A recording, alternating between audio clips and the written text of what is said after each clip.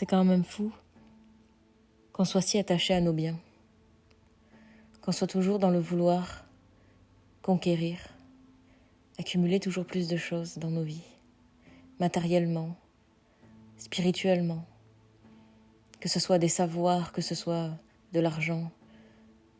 On a envie de tout enfermer, de tout prendre et de tout garder pour nous. Comme si on allait en faire quelque chose d'utile après. Mais alors qu'en fait, on fait que stocker et s'alourdir, contenir un tas de choses. Et en fait, on finit par s'enchaîner à la terre, par devenir de plus en plus terrestre, tout en n'étant pas dans le réel, tout en étant dans l'illusion. Alors que la seule chose qu'on fait, c'est qu'on se rend plus lourd. On ne décolle plus du sol. On parle souvent des karmas. Typiquement, une partie de ce que veut notre âme en nous faisant venir ici dans ce corps, c'est de régler ce qu'on a accumulé déjà. Et pas de s'enchaîner de plus en plus à la terre, en créant des oppositions, des conflits, des guerres. Il y a ce côté instinctif du corps qui est bien pour nous, puisque lui, ce qu'il veut, c'est nous tenir en vie, nous maintenir en bonne santé. Il va vouloir être dans un certain confort, un cadre. Mais on pousse trop loin. On pousse trop loin, on est dans l'excès. L'excès de poids, physique, intérieur. On veut toujours plus. Et on ne sait jamais s'arrêter. Au point que cet excès, il nous détruit. Il nous fait courir sans cesse derrière des choses dont on n'a pas besoin. On est dans le vouloir, mais on n'est jamais ce que l'on veut. On croit qu'on va l'avoir, qu'on va le gagner. Dans cette poursuite d'un idéal qui n'existe pas. Cet idéal qui est un rêve qu'on nous a mis en tête. Et pour réussir ces faux rêves, on va se mettre à faire des choix qui vont orienter notre vie. Mais surtout, on va s'alimenter intérieurement, par nos pensées principalement. On va aller chercher ce faux monde qui va nous donner l'illusion d'exister aux yeux de l'extérieur et faire grandir notre orgueil sans s'en rendre compte, parce que ce sera la normalité et que tout le monde fait ça. Dans cette grande habitude de penser que tout le monde nous regarde et tout le monde nous juge, alors que c'est nous qui le faisons. On va piocher des idées, des forces, des choses qui nous font avoir le courage de mener à bien des actes qu'on n'était pas capable de faire.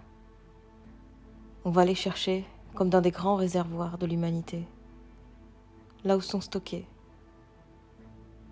des faiblesses qui nous font croire qu'elles sont des forces. Par exemple, parfois on a peur d'un insecte. Il entre dans la maison et on veut s'en débarrasser. Et parfois la dernière solution, puisqu'il ne vit pas dans le même monde que nous, il ne comprend pas et peut-être ne veut pas la même chose non plus, eh bien, on va être amené à le tuer. Mais on n'a pas envie de le faire dans le fond, mais on va le faire. Parce que la peur est grande. Et parce qu'il est plus petit. Il y a comme une petite morale en nous qui nous dit ça semble pas bien quand même. Il est vivant, on va le tuer. On se pose la question. Mais à un moment donné, à force de le faire, on se pose plus la question. On prend tout de suite un objet et bam. Et en fait, on crée quelque chose en nous à ce moment-là. Une force de tuer. Là, c'est un exemple comme ça. Il peut y en avoir d'autres aussi. Mais on se coupe d'une certaine conscience pour aller plonger dans ce réservoir, chercher le courage de tuer. Et il faut savoir que dans ce réservoir qui nous donne cette force et qui ensuite nous habitue à la voir jusqu'à ne plus y penser, il y a aussi dedans ce qui donne la force de tuer des hommes, de torturer, d'aller à la guerre et de ne plus réfléchir, de ne plus écouter la voix en toi qui te dit « mais il a le droit de vivre ». Et tu n'es pas le grand décideur de la vie de tous, tu es seulement le décideur de ta vie. Alors à chaque fois que tu prends la décision de commettre un acte en dehors de cette petite voix intérieure qui te dit non, ne fais pas ça, eh bien tu alimentes de plus en plus ce réservoir dans lequel d'autres vont piocher leurs mauvaises idées. Et c'est pas pour culpabiliser, mais c'est pour récupérer cette conscience. Cette conscience qu'on a toujours le choix, même au-delà des mauvaises habitudes qu'on a prises. On a le choix aujourd'hui de changer notre façon de faire et de ne plus aller chercher là où tout le monde va chercher le faux courage, la fausse liberté, la fausse gentillesse, qui sont en réalité les marionnettes d'un tas de mauvaises intentions cachées derrière, mais plutôt d'aller chercher la vraie version de ce courage. Parce qu'en fin de compte, là je prends l'exemple de cet insecte. Si tu as peur, tu as besoin du courage. Je schématise. Alors pourquoi chercher le courage de le tuer et pas chercher le courage de trouver une autre solution qui fera que tu pourras le déplacer, qui fera que tu pourras choisir dans un autre réservoir qui n'est pas un réservoir en réalité, qui est une terre fertile, là où pousse la vie en toi, ta source. On parle de la source souvent comme Dieu, et qu'il coule en nous tous. Mais moi je te parle pas de Dieu parce que je ne peux pas dire que je le connais. Je vois la manifestation divine, je vois la beauté du monde, la beauté de toute création. Je sens en moi cette force de vie qui jaillit.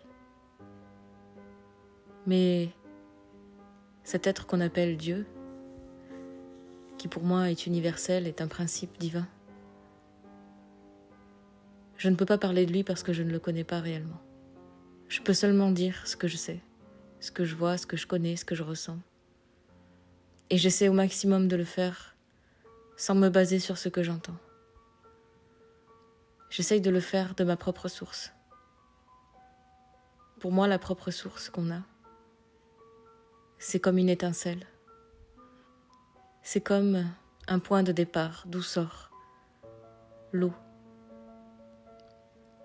Comme une cascade qui sort de la roche et qui alimente ensuite toute la vallée dans laquelle tout peut pousser, toutes les belles choses peuvent pousser. Je te parle avec cette image de cette source pure pour te parler aussi de la vraie pureté qui est en nous, intérieurement. Il y a quelque chose en nous qui est pur, qui est resté intact, quelque chose de divin. Et c'est ce qu'on peut toucher dans notre vie. C'est ce qui peut nous toucher. Si on va à notre source, on n'a plus besoin d'aller dans les réservoirs où vivent les faiblesses. Bien sûr que nous avons des faiblesses. Où vit le monde du faux, de ce que certains appellent les mondes sombres. Mais en réalité, ce n'est ni le bien ni le mal. C'est le vrai et le faux. Et ça, il n'y a que quand tu te places à l'intérieur de toi, que tu te connectes à cette source, que tu entres dans cette conscience, que tu peux entendre tes propres lois. ce qui résonne en toi. Il y a des choses qui sont évidentes. Tuer, c'est ôter la vie. Mais aussi, tu peux tuer des choses qui ne sont pas matérielles. Tu peux tuer une idée. Tu peux tuer un projet. Tu peux mettre un terme à quelque chose qui était en train de vivre, dans l'invisible. Alors on a tous cette responsabilité. Plutôt que d'aller chercher à l'extérieur, dans le grand monde de ce que tout le monde fait, dans ces grandes habitudes de vie, basées sur des mauvais choix qui engendrent d'autres mauvais choix et qui inspirent les autres. Choisis-toi de t'inspirer de l'intérieur. Crée ton jardin secret et protège-le. Tu comprendras alors que ces réservoirs vivent dans le côté bas du monde. Un peu comme les enfers, comme une fausse lumière électrique qui fait croire que c'est la vérité, alors que c'est une simple illusion, une création. Mais ce n'est pas le soleil. Et toi, plus tu t'alimentes dans ces réservoirs, plus tu fais grandir en toi des faiblesses avec lesquelles tu étais né, avec lesquelles tu as hérédité déjà de pas mal d'endroits. Que ce soit ta famille, que ce soit les astres. Tu as tout un capital de faiblesse et un capital de force. Mais sache que tu n'alimenteras pas de ta source tes faiblesses. De ta source, tu n'alimenteras que tes forces. Et elles pourront prendre de plus en plus de place. Alors que si tu vas dans ces réservoirs du monde, tu alimenteras tes faiblesses qui, elles, alors prendront la place. Et donc, tu t'associeras à des mondes plus lourds, plus sombres. Tu pourras même le vérifier à la qualité de tes pensées. Dans les moments où tu ne fais rien, tu pourras vérifier avec quel monde tu vis, en regardant quelles pensées tu génères et quels sentiments vivent en toi. Tu verras les associations que tu as faites. Est-ce que tu vis pour la mort ou est-ce que tu vis pour la vie? À qui donnes-tu ton énergie, ton pouvoir créateur? C'est des questions simples, des questions qu'on a beaucoup dit dans l'enseignement. Et on peut vite devenir dogmatique en se disant plus jamais j'écrase une araignée parce que c'est pour mon karma. Mais regarde derrière tout ça la volonté qui est derrière. Parce que c'est vraiment la conscience qui compte de ce qui est caché derrière ton intention. Est-ce que tu veux juste avoir l'air? Est-ce que tu veux juste sauver les apparences? Ou est-ce qu'en toi tu alimentes quand même ce monde, même en épargnant une araignée? Ce que je te dis, c'est très subtil et caché.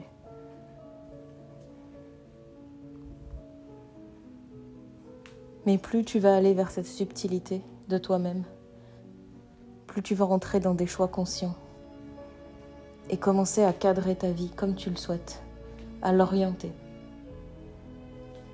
à choisir avant d'acter, avant de laisser l'habitude se faufiler dans une réaction incontrôlée.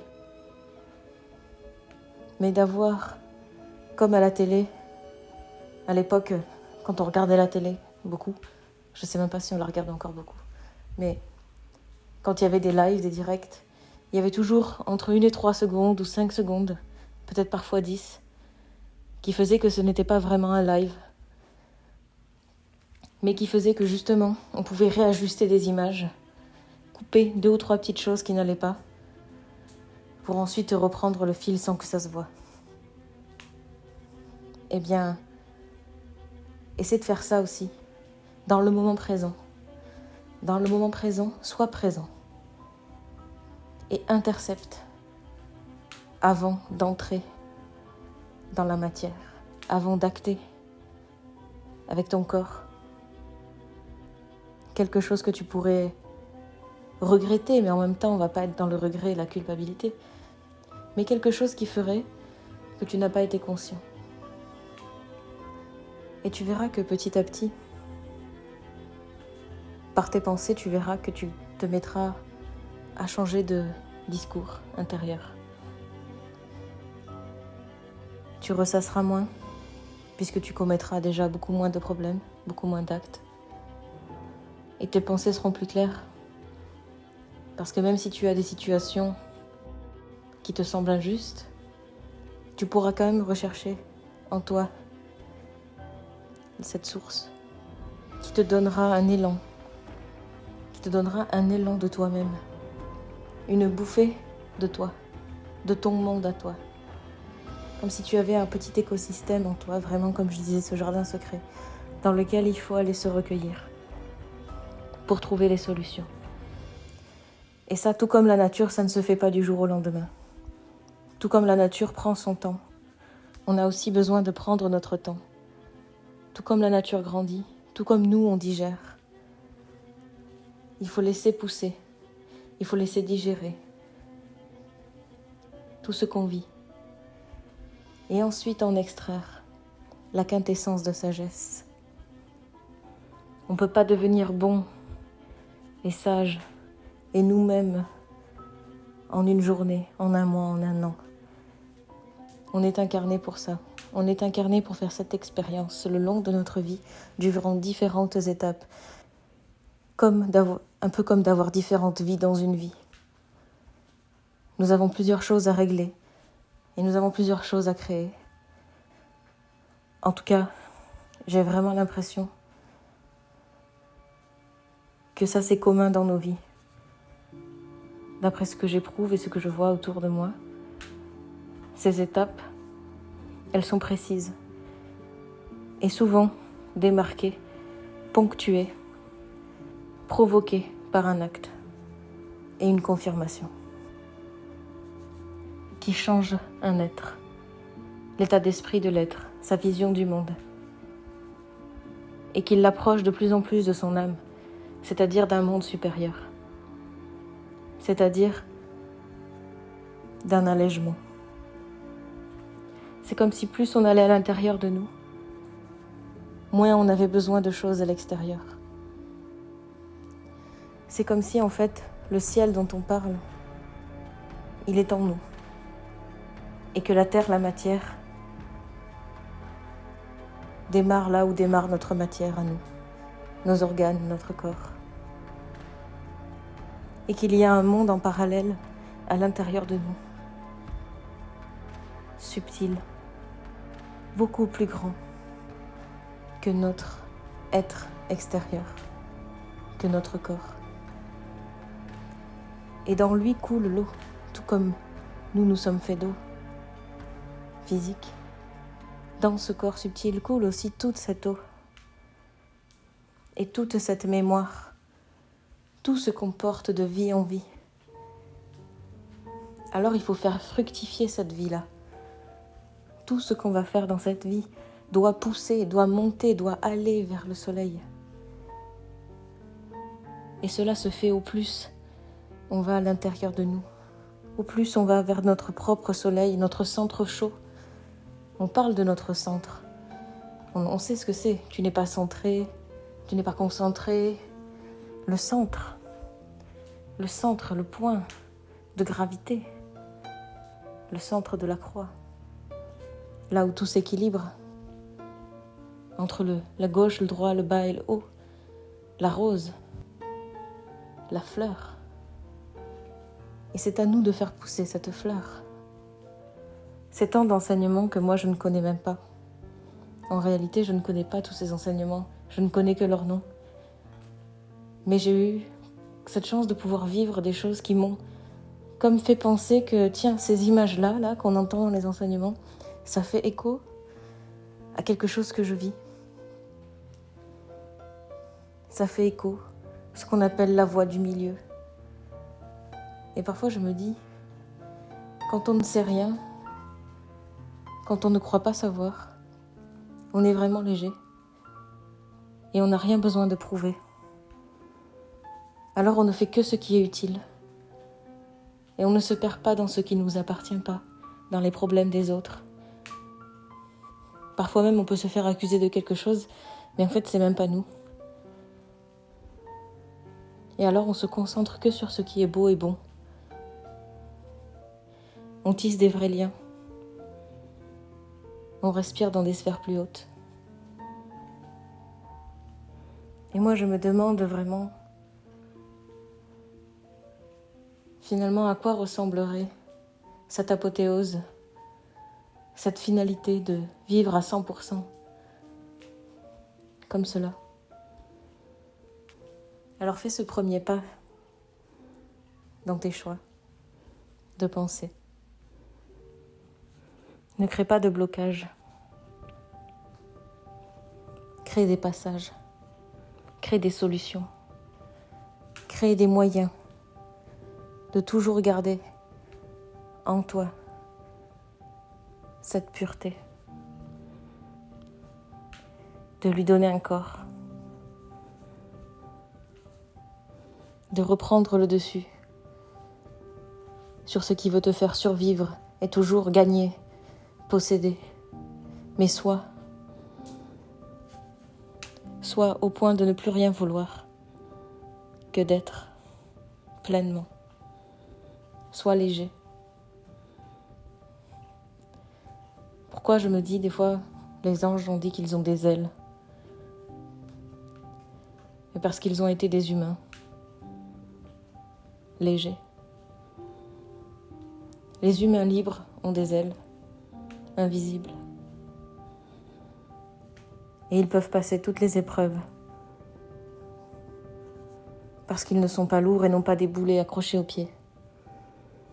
Ils ne sont pas coincés. Alors je te souhaite de trouver en toi cette source, ton centre, même si tu ne sais pas ce que c'est. De connaître la saveur qu'il a, c'est déjà bien. D'essayer de t'en souvenir, de le graver et de le faire apparaître petit à petit dans tes regards, dans tes gestes. Et si tu le peux, dans les moments où tu pourrais être pris par la panique de tuer une araignée, essaye de faire venir ce calme pour prendre la bonne décision, dans la conscience et non dans la panique.